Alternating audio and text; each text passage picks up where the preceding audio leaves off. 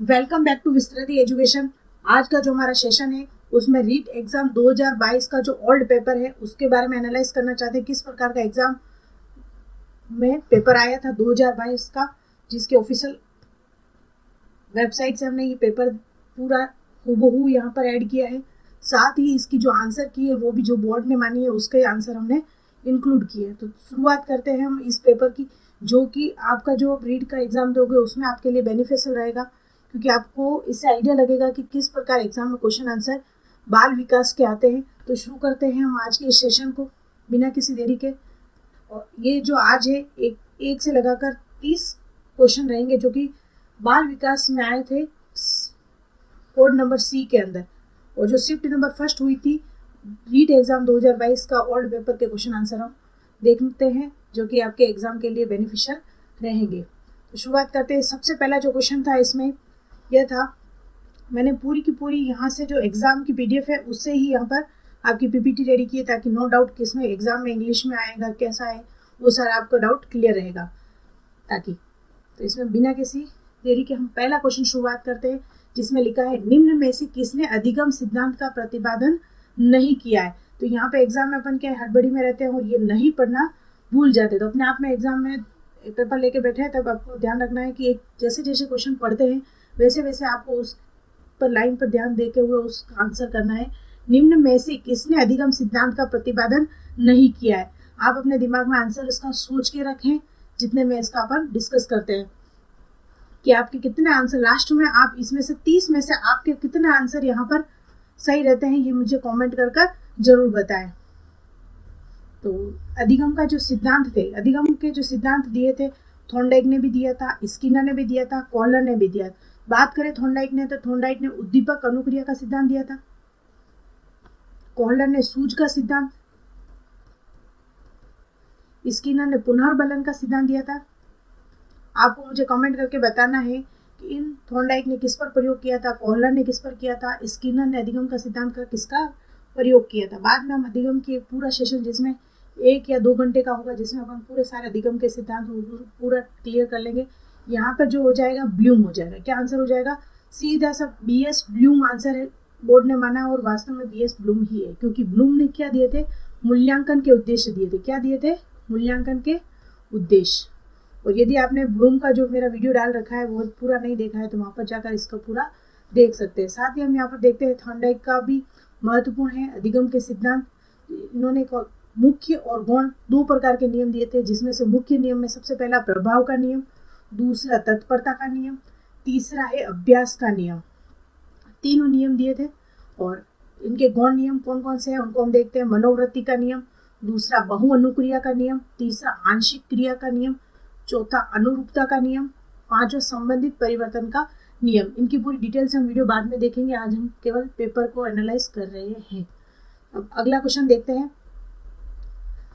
निम्न में से किस सिद्धांत को पुनर्बलन का सिद्धांत देते हैं। सबसे जो पहला क्वेश्चन था उसमें अपन ने देखा था स्किनर ने जो क्रिया प्रस्तुत अनुबंधन का सिद्धांत दिया था, इसी को क्या कहते थे? पुनर्बलन का सिद्धांत कहते थे। और ये किसने दिया? स्किनर ने। उद्दीपक अनुक्रिया का सिद्धांत किसने दिया था? थॉर्नडाइक ने दिया था। शास्त्रीय अनुबंधन का सिद्धांत पावलो ने दिया। इसके लिए इनको क्या मिला था? नोबेल पुरस्कार भी मिला था। और अंतर्दृष्टि का सिद्धांत किसने दिया था? कोहलर ने दिया था। और किस पर प्रयोग किया था? कमेंट करके बताएं। नेक्स्ट क्वेश्चन देखते हैं हम। नेक्स्ट क्वेश्चन लेंथी है लेकिन आपको उसमें ध्यान से पढ़ना है। निम्नलिखित में से उस उदाहरण का चयन कीजिए जो आंतरिक अभिप्रेरणा को दर्शाता है। अभिप्रेरणा कितने प्रकार की होती है? 2 प्रकार की होती है, आंतरिक और बाहरी। आंतरिक अभिप्रेरणा यानी कि आपको रीट की तैयारी करना है बिना किसी लालच के भी यदि आप तैयारी करते हो तो वो हो जाएगी आंतरिक अभिप्रेरणा। और बाहरी अभिप्रेरणा आपको नौकरी पैसों के लिए, किसी कारणवश अपनी रेपुटेशन के लिए यदि आप तैयारी कर रहे हो तो वो क्या हो जाएगी? बाहरी अभिप्रेरणा हो जाएगी। तो अपन इसमें देखते हैं आंतरिक अभिप्रेरणा के बारे में पूछा है। वंदना परीक्षा में अच्छे अंक प्राप्त करने के लिए कठोर परिश्रम कर रही है, यानी कि अपन भी जो रीट की तैयारी कर रहे हैं वो कठोर परिश्रम के लिए कर रहे हो, जिससे वह माता पिता से उपहार प्राप्त कर सके। तो ये इसका आंसर क्यों नहीं होगा? क्योंकि ये बाहरी अभिप्रेरणा को प्रदर्शित करता है। उर्मिला फटाफट गृह कार्य समाप्त कर, क्योंकि गृह कार्य समाप्त कर टीवी देख सके, यानी उसका उद्देश्य क्या हो गया? वह कार्य किस लिए कर रही है? क्योंकि वह टीवी देख सके। तो ये भी इसका बाहरी अभिप्रेरणा हो गई। इला बहुत सारी पुस्तकें पढ़ रही है क्योंकि वह जिले में प्रथम स्थान प्राप्त करके विद्यालय का नाम जिला स्तर पर रोशन करना चाहती है। यानी कि वो भी किसी लालच में ही कर रही है। तो ये भी क्या हो गई, बाहरी अभिप्रेरणा हो गई। मेगा अपने परियोजना कार्य के लिए विभिन्न स्रोत तलाश रही है क्योंकि वह नई जानकारी प्राप्त करने में रुचि रखती है। और रुचि क्या है, आंतरिक है। क्या है, आंतरिक अभिप्रेरणा है। तो इसका जो आंसर हो जाएगा ऑप्शन नंबर डी हो जाएगा। इस प्रकार आपको पूरा एग्जाम में पेपर को पूरा एनालाइज करके उसका आंसर करना है। निम्न में से कौन सा उत्तम विशेषताओं को से भिन्न है, तो यानी उत्तम परीक्षण होते हैं, उनकी बहुत सारी विशेषताएं होती है। उनको आगे की स्लाइड में मैंने ऐड किया है। विश्वसनीयता, वैधता और वस्तुनिष्ठता, ये तीनों क्या है, उत्तम परीक्षण की विशेषता के अंतर्गत आते हैं। लेकिन अभिक्षमता क्या है, इससे संबंधित नहीं है। तो क्या है, भिन्न पूछ लिया, यहाँ पर नहीं देकर क्या प्रश्न घुमा के क्वेश्चन बिल्कुल इजी होंगे, लेकिन उनकी लैंग्वेज आपको पूरा घुमाएगी। उस समय आपके पास एग्जाम में ऐसा रहेगा कि आपको समझ में नहीं आएगा क्वेश्चन पूछा क्या है। यहाँ पे कुछ नहीं किया, विशेषता नहीं की जगह भिन्न कर दिया। भिन्न मतलब इससे अलग है। तो इसमें आंसर क्या हो जाएगा, ऑप्शन डी। क्वेश्चन बिल्कुल इजी होगा, लेकिन उसकी लैंग्वेज को समझना, आपको जितने ज्यादा आप क्वेश्चन करेंगे उतने आप क्वेश्चन सही कर पाएंगे वहाँ पे एग्जाम में। अब एक बार हम इसको देख लेते हैं, अच्छी परीक्षण में मुख्य विशेषता क्या होती है। सबसे पहले बात करें वैधता। वैधता क्या है, इसके लिए एक परिभाषा है कॉर्नब्रेक। इन्होंने क्या, किसी परीक्षण की वैधता उसकी वह सीमा है जिस सीमा तक वह मापता है जिसके लिए इसका निर्माण किया गया। यदि आपने कोई टेस्ट लिया है, उस टेस्ट का जो मुख्य उद्देश्य यदि वो पूरा हो रहा है, तो वो उसके अच्छे परीक्षण की मान्यता को पूरा करता है। यानी वैधता क्या हुआ, जिस उद्देश्य से आपने उस एग्जाम को लिया है वो यदि पूरा कर रहा है तो वो क्या है, वैध है। अब बात करें विश्वसनीयता। विश्वसनीयता क्या है, विश्वसनीयता का अभिप्राय ऐसा परीक्षा है से जो बार बार प्रशासित करने पर एक ही निष्कर्ष प्राप्त हो। यानी कि उस परीक्षण की इतनी विशेषता होनी चाहिए, विश्वसनीयता होनी चाहिए। यदि आप उस पेपर को बार बार लेते हैं, फिर भी यदि अंकों में कोई अंतर नहीं आ रहा, तो यानी कि पेपर एकदम करेक्ट है, यानी कि उस पेपर में डिफरेंस नहीं आ रहा, वो विश्वसनीय है। तो विश्वसनीय आपको समझ में आ गया। अब बात करें वस्तुनिष्ठता। वस्तुनिष्ठता कब होगी, यदि आपका रीट का एग्जाम यदि एमसीक्यू ना होकर रिटर्न वैसा जैसे अपन स्कूलों में एग्जाम देते वैसा होगा, तो क्या वो एग्जाम इस वस्तुनिष्ठता को स्पष्ट करेगा, बिल्कुल नहीं। क्योंकि उस पर क्या होगा, जैसे कि मूल्यांकन करता है उसके ऊपर डिपेंड करेगा नंबर, लेकिन एमसीक्यू होने पर उसमें क्या होता है, निर्णायक के जो विचार है उनका उसके ऊपर प्रभाव नहीं पड़ेगा। तो इसको देखते हैं, वस्तुनिष्ठता से तात्पर्य यह है कि निर्णायकों को परीक्षण के पदों व अथवा प्रश्नों के एक जैसे अंक प्रदान करने से है, इसमें परीक्षक अथवा निर्णायक आत्म तत्व का प्रभाव नहीं पड़ता। तो वो क्या कहलाएगा, वस्तुनिष्ठता। व्यापकता क्या है, व्यापकता यानी कि जो आपका सिलेबस रीट का दिया है, फर्स्ट ग्रेड का दिया, जो भी सिलेबस आपका दिया है उसमें केवल एक ही यूनिट से सारा पेपर बना दे, क्या वो व्यापक होगा, नहीं।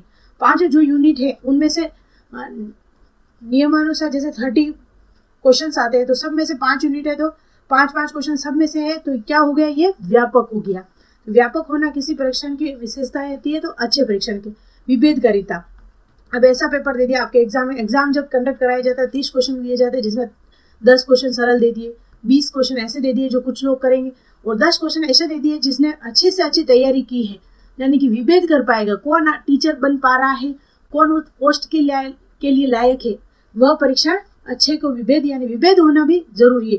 ऐसी परीक्षा जो उच्च योग्यता तथा निम्न योग्यता वाले छात्रों में भेद बता सके, अर्थात प्रखर बुद्धि मंद बुद्धि छात्रों में अंतर स्पष्ट किया जा सके, कौन उस पोस्ट के लिए वैलिड है। तो आप इसका स्क्रीनशॉट भी ले सकते हैं।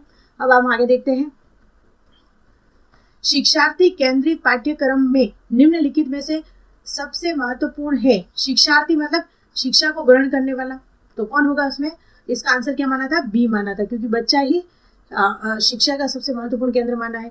नेक्स्ट क्वेश्चन देखते हैं, बार बार बच्चों की सजा से बचने या इनाम पाने के लिए सीखने की गतिविधियों में संलग्नता होने के लिए कहना क्या दर्शाता है। बाहरी अभिप्रेरणा को कम करता है, उनकी आंतरिक प्रेरणा को बढ़ाता है, बच्चों को लक्ष्य प्रदर्शन के बजाय महारत हासिल करने के प्रति ध्यान केंद्रित के लिए प्रोत्साहित करता है, बच्चों की प्राकृतिक रुचि और सीखने में शामिल होने की जिज्ञासा को कम करता है। क्या करता है, यदि आप बार बार किसी बच्चों को इनाम पाने या फिर किसी सजा से बचने के लिए यदि कोई बालक कार्य कर रहा है, तो क्या होगा, अंतर मन से वो कार्य नहीं करेगा, उसकी जिज्ञासा क्या होगी, कम होगी। तो इसका आंसर क्या हो जाएगा, ऑप्शन नंबर डी हो जाएगा। अब नेक्स्ट क्वेश्चन देखते हैं, आरटी अधिनियम 2009 के अनुसार शिक्षकों के लिए प्रति सप्ताह काम के लिए निर्धारित घंटे हैं। ये 2015 की वैकेंसी में भी ये का as it is same question छपा था। तो इसका आंसर क्या हो गया, 45 घंटे। नेक्स्ट देखते हैं, एनसीएफ 2005 के अनुसार एक शिक्षक की भूमिका होनी चाहिए। एनसीएफ 2005 यदि आप पढ़ते हो वहां पर साफ स्पष्ट लाइनों में लिखा हुई है, एक शिक्षक की जो भूमिका होगी वह एक सुविधादाता के रूप में होगी, न कि उसके ऊपर तानाशाह करने वाली होगी, अधिकार जमाने वाली होगी, अनुमोदक करने वाली। वो केवल एक बच्चे को सुविधा उपलब्ध करवाएगा शिक्षण के लिए, कि किस प्रकार एक शिक्षक उसके शिक्षा में प्राप्त करने में सुविधा उपलब्ध कराने के लिए उद्देश्य से रहेगा। मूल्यांकन का उद्देश्य क्या होता है, बच्चों में मंद शिक्षार्थी और प्रतिभाशाली बच्चों के रूप में अंकित करने के लिए, उन बच्चों की पहचान करने के लिए जिन्हें उपचारिक उपाय की आवश्यकता है, सीखने की कठिनाई और समस्या क्षेत्रों के निदान करने के लिए, उस सीमा तक प्रतिपुष्टि प्रदान करना जहां तक हम उत्पादनशील जीवन के लिए शिक्षा प्रदान करने के लिए सफल रहेंगे। तो ऑप्शन नंबर डी इसका सही आंसर हो गया। नेक्स्ट क्वेश्चन देखते हैं, एक चिंतनशील शिक्षक कक्षा कक्ष में ऐसी परिस्थिति उत्पन्न करता है कि छात्र व्याख्यान सुन सके, कक्षा कक्ष में शिक्षक के व्याख्यान को नोट कर सके, कक्षा कक्ष में अनुशासन बनाए रखे, छात्र व शिक्षक की पारस्परिक अंतर क्रिया को प्रोत्साहित मिल सके। यानी शिक्षक और शिक्षार्थी यदि आपस में शिक्षण के दौरान अंतर क्रिया को प्रोत्साहित नहीं कर रहे तो बालक वह एक सीख नहीं रहा। यदि बालक निष्क्रिय बैठा है, शिक्षक सक्रिय है, तो भी बच्चा सीख नहीं रहा। यदि इन दोनों के बीच में अंतर क्रिया हो रही है तो वो बेहतर सीख सकेगा। तो एक चिंतनशील शिक्षक के लिए सबसे अच्छी परिस्थिति यही है कि बालक उनके जो शिक्षण के दौरान अंतर क्रिया को प्रोत्साहित मिल सके। तो ऑप्शन डी इसका सही आंसर है। नेक्स्ट देखते हैं, क्रियात्मक अनुसंधान का अर्थ है एक अनुदेरी अनुसंधान, एक अनुप्रयुक्त अनुसंधान, एक शोध जिसे तत्काल समस्या का हल किया जा सके, सामाजिक आर्थिक उद्देश्य के साथ एक शोध। तो इसका आंसर थे एक अनुप्रयुक्त अनुसंधान। नेक्स्ट क्वेश्चन है, निम्नलिखित विकास के सिद्धांतों का उनके सही वर्णन को मिलान कीजिए। विकास के जो सिद्धांत है उनका हम एक वीडियो लाएंगे, उसमें अपन पूरा इसका सिद्धांत को समझ लेंगे। सबसे पहले समीप दूर विमुख दिशा, तो इसको समीप से दूर यानी कि शरीर से अंदर ये बार हो गया। सिर पदाभिमुख दिशा, सिर से पैरों की ओर। अंतर व्यक्तिक विभिन्नता, ऑप्शन बी इसका हो जाएगा। अंतर व्यक्तिक विभिन्नता, एक बच्चे का विकास दर विकास अन्य से दूसरे से भिन्न होती है। तो एक कहाँ मिल जाएगा अपन को, ऑप्शन डी में मिल जाएगा। तो इसका सही आंसर क्या हो गया, डी। नेक्स्ट देखते हैं अपन, विकास से की ओर बढ़ता है। तो विकास क्या बढ़ता है, सामान्य से विशिष्ट की ओर। तो इसका आंसर क्या हो जाएगा, ऑप्शन एक। जैसे सामान्य से विशिष्ट, यदि आप बच्चा देखोगे सबसे पहले तो वो पूरा अपना हाथ हिलाता है, मतलब सामान्य क्रिया कर रहा है। धीरे धीरे वो अपने अंगुलियों को भी हिलाता है, तो मतलब सामान्य से किसी चीज को विशिष्ट की ओर वो बढ़ता है। नेक्स्ट क्वेश्चन देखिए, निम्नलिखित में से कौन सी बचपन की विशेषताएं नहीं है। प्राक टोली आयु, अनुकरणीय आयु, सवाल करने की आयु, खिलौना आयु। यानी कि टोली की अवस्था में रहता है बच्चा, अनुकरणीय आयु बचपन में करता है, सवाल करने की आयु, खिलौने की, यानी कि आपको इसमें आपको बोनस मिला था इस क्वेश्चन में, क्योंकि चारों ये बचपन की विशेषताएं मानी जाती है। नेक्स्ट क्वेश्चन देखें, प्रकृति एवं पोषण विवाद निम्नलिखित किससे संबंधित है। तो इसका जो आंसर है आनुवांशिकी एवं वातावरण से संबंधित है। नेक्स्ट क्वेश्चन देखें, निम्नलिखित में से कौन सा कथन असत्य है। यह समझना जरूरी नहीं है कि प्रत्येक बच्चा अद्वितीय है। तो ये बात गलत है, क्योंकि इसमें बच्चे को समझना जरूरी है, क्योंकि प्रत्येक बच्चा विशिष्ट है। बच्चा एक एकीकृत पूर्ण रूप से विकसित होता है, सही बात है। विकास के एक पहलू में किसी समस्या को दूसरे प्रभावित करने की संभावना रहती है, बात बिल्कुल सही। यदि एक में समस्या हो गई है तो दूसरे में प्रभावित निश्चित तौर पर होता है। विकास एक अनुक्रमिक प्रक्रिया, यानी कि तीनों ऑप्शन यहाँ पर सही है। ऑप्शन नंबर केवल ए यहाँ पर गलत है। नेक्स्ट क्वेश्चन देखते हैं अपन, तब होता है या होती है जब परिपक्व आयु अनुभव के कारण मनुष्य के क्रमबद्ध प्रगतिशील परिवर्तन होते हैं। यानी कि इसमें क्या आंसर आ जाएगा, विकास तब होता है, यानी विकास पर डिपेंड करेगा। बाल विकास से ज्यादा प्रश्न इसमें देखने को मिल रहे हैं। 16 वर्ष आयु बच्चा बुद्धि लब्धि परीक्षण में 75 अंक प्राप्त करता है तो उसकी मानसिक आयु वर्ष होगी। तो जो मानसिक आयु निकालने का सूत्र है, मानसिक आयु बटा वास्तविक आयु इंटू 100 इजिकल टू बुद्धि लब्धि। इसमें मानसिक आयु कितनी, 16 वर्ष का वास्तविक आयु दे रखी है 16, अपन को मानसिक आयु निकालनी है, इसको x करो इंटू 100 और दे रखी है 75। तो ये 100 इसके नीचे चला गया, ये 16, इसको काटेंगे तो अपन 4 4 चौक 16, 4 तिया 12, यानी कि आंसर क्या आ गया इसका 12 वर्ष। इसकी मानसिक आयु क्या होगी 12 वर्ष।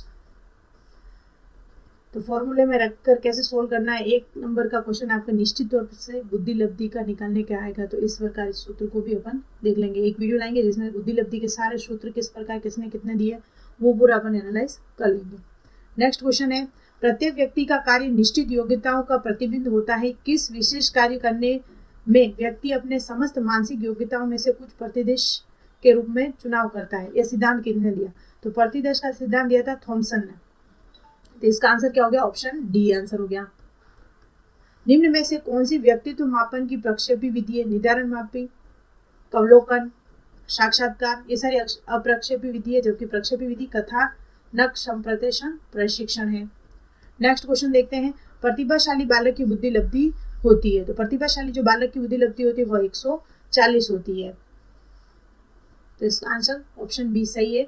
नेक्स्ट क्वेश्चन देखते हैं, स्कूलों को व्यक्तिगत विभिन्नताओं को ध्यान रखना चाहिए क्योंकि प्रत्येक छात्र विशिष्ट महसूस करवाने हेतु, छात्रों के बीच अंतर को कम करने हेतु, छात्र छात्राओं की क्षमताओं और प्रदर्शनों को नहीं जानने हेतु, समझने के लिए छात्र सीखने में समर्थ असमर्थ क्यों रहा, सबसे निदान करना बालक का। तो सबसे पहले उनको जानना जरूरी है, क्योंकि यदि बालक पता ही नहीं चलेगा प्रत्येक बालक डिफरेंस क्या है तो वो सीखने में समर्थ है या असमर्थ उसको जानने के लिए।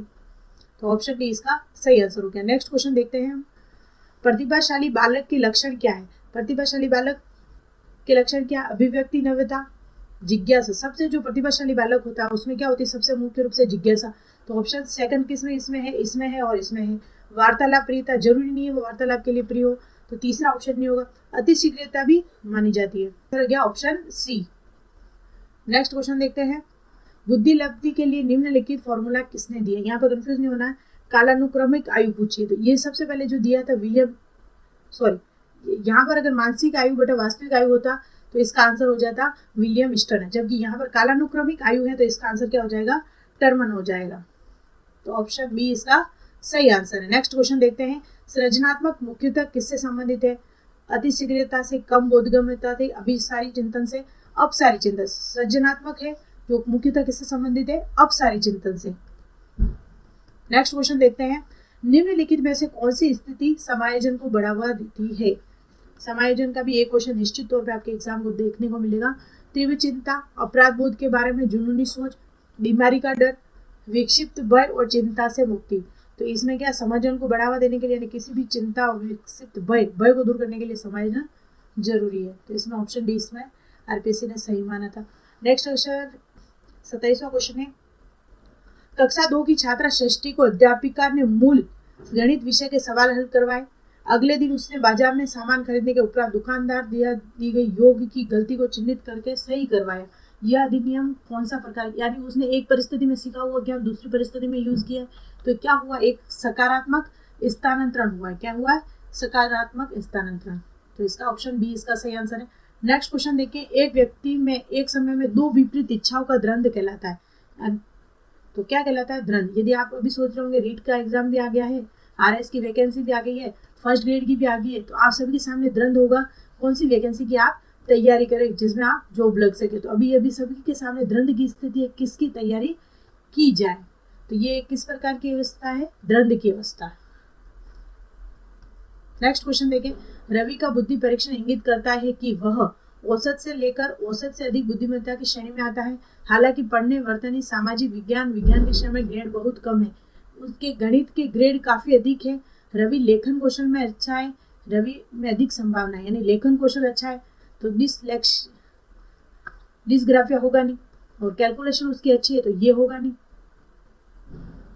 और बोलने संबंधी और डिसलेक्सिया, तो इसमें क्या है, ग्रेड भी अच्छे, बाकी सब में अच्छे हैं, तो इसमें जो आंसर हो जाएगा वो डिसलेक्सिया, यानी कि पढ़ने संबंधी विकृत होने की संभावना है। क्योंकि रवि लेखन कौशल में अच्छा है तो बोलने वाला ये ऑप्शन होगा नहीं। रवि में अधिक संभावना है डिसलेक्सिया, यहाँ पर ऑप्शन सी आरपीएससी ने सही माना था। नेक्स्ट क्वेश्चन है, इस रीट एग्जाम का अंतिम 30वां क्वेश्चन है, सीखना व्यवहार में उत्तरोत्तर सामंजस्य की प्रक्रिया है। ये किसने कहा था, स्किनर ने कहा था। यदि हम इसका पूरा एनालाइज करें तो इसमें आपको देखने को मिलेगा बाल विकास के क्वेश्चन अच्छे देखने को मिले हैं, 2 परिभाषाएं देखने को मिली है, एक सूत्र मिला है, परिस्थिति के अकॉर्डिंग 5 से 6 क्वेश्चन परिस्थिति जन क्वेश्चन है और फैक्चुअल क्वेश्चन आप मान के चलिए 4-5 क्वेश्चन फैक्चुअल है। कुल मिला के इसका जो साइकोलॉजी या फिर बाल विकास वैसे एग्जाम में लिखी जाती है, एग्जाम में आती है आपके बाल विकास और अपन पढ़ते हैं साइकोलॉजी, शिक्षा मनोविज्ञान पढ़ने लग जाते हैं, लेकिन आपको पढ़नी बाल विकास है। और आज का जो क्वेश्चन है आपको, यदि आप कमेंट करके मुझे बताएंगे इसमें ए आएगा, बी आएगा, सी आएगा, डी आएगा, जो भी इसका कमेंट सबसे पहले सही करेगा उसका नेक्स्ट वीडियो में उसका कमेंट का स्क्रीनशॉट प्लस उसका नाम दोनों उसमें ऐड कर दिए जाएंगे। और तो इसका आंसर सबसे पहले दीजिए, पियाजे के जन संज्ञानात्मक विकास के अनुसार संवेदी क्रियात्मक अवस्था कौन सी है। ये आपके लिए बिल्कुल इजी सा क्वेश्चन है। यदि आप तैयारी कर रहे हैं रीट एग्जाम की, बाल विकास आपने थोड़ा बहुत भी पढ़ा है, तो आपका जो ये क्वेश्चन है बिल्कुल सही होगा। और मुझे कमेंट करके बताइए 30 में से यदि आपके क्वेश्चन 20 प्लस है या फिर 25 प्लस है। मान के चलिए आपको अगर बाल विकास में अच्छा स्कोर करना है, यदि पेपर लेवल का इस लेवल का आता है, तो लगभग आपको 25 प्लस क्वेश्चन आपको इसमें सही होने चाहिए। नहीं भी हो रहे हैं तो आप इसकी तैयारी कीजिए, क्योंकि बाल विकास आपके पूरे पेपर को डिपेंड करेगा। क्योंकि हिंदी, संस्कृत, पर्यावरण, ईवीएस ये सारे में अगर आप एवरेज स्कोर सब में नहीं लाते हो तो आपकी मेरिट आपको नीचे डाल सकती है। यानी कि 5 में आपको लगभग, यदि आप ये सोच के ला रहे हो मुझे केवल पात्रता के हिसाब से एग्जाम में क्लियर करना है, तो आपकी बेवकूफ़ी होगी। क्योंकि यदि आप रीट मेंस में देखते हैं तो बाल विकास में अच्छे से उसके नंबर ऐड हो जाएंगे, आपके प्लस पॉइंट रहेगा। यदि आप मेंस की फिर तैयारी करते हो तो उसमें आपको इतनी दिक्कत नहीं आएगी। यदि आप इसमें अच्छा स्कोर कर लेंगे, आपका कॉन्फिडेंस भी बढ़ेगा। तो thank you so much. Like, share and subscribe करना ना भूलें। और इसके जो लिंक में मैं आपको एक व्हाट्सएप ग्रुप के नंबर भी ऐड कर दूंगी, जिसमें आप ग्रुप में ऐड हो सकते हो, जहाँ पर आपको नियमित वीडियो, PDF जो भी हो वहाँ पे अवेलेबल करवा दी जाएगी। Thank you so much.